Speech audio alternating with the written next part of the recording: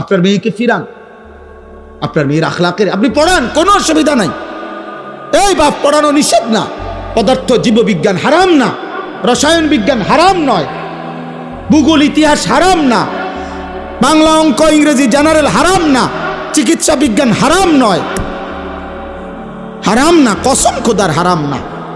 আপনার জ্ঞান, আপনার সন্তানের জ্ঞান আটলান্টিক মহাসাগর পরিমাণ হোক, হিমালয় পর্বতের উচ্চতায় পৌঁছে যাক আপনার সন্তানের জ্ঞান, আমরা দোয়া করি। কিন্তু আল্লাহ বুলাই দিলেন কেন?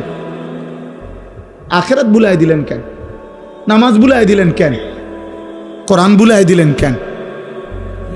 আমি আজকেও মাগরিবের পরে বলছি, যেই জবান, যেই জিব্বা রবের কোরআন পড়তে জানে না, আহা জিব্বা, তুমি জীবনে কথা বলার কোনো মজাই পাও নাই। কথার কত স্বাদ, জিব্বার কথা বলার যে মজা, তুমি সেই মজাই পাও না। তুমি জীবনে জিব্বার কোনো স্বাদই পাও নাই।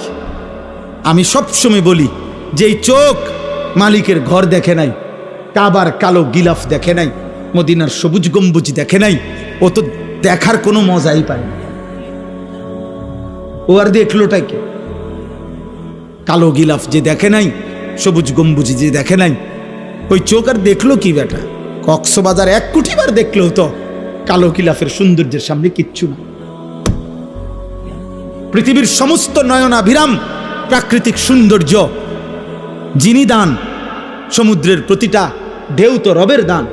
হ্যাঁ, এই পৃথিবীর দার্জিলিং বলেন আর যাই বলেন, সব সুন্দর, ফুলের যত সুন্দর, গাছের যত সুন্দর, সাগরের যত সুন্দর, নদীর যত সুন্দর, এ তো মহান আল্লাহর দান।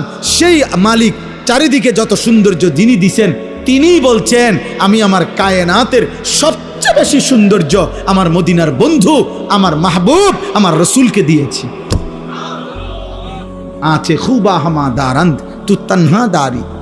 আল্লামা ইকবাল বলছে, হে নবী, 1.25 লক্ষ নবীর যত সিফাত, গুণ, বৈশিষ্ট্য একা আপনার মাঝে যদি তালাশ করি, সব আপনার মাঝেই খুঁজে পাই।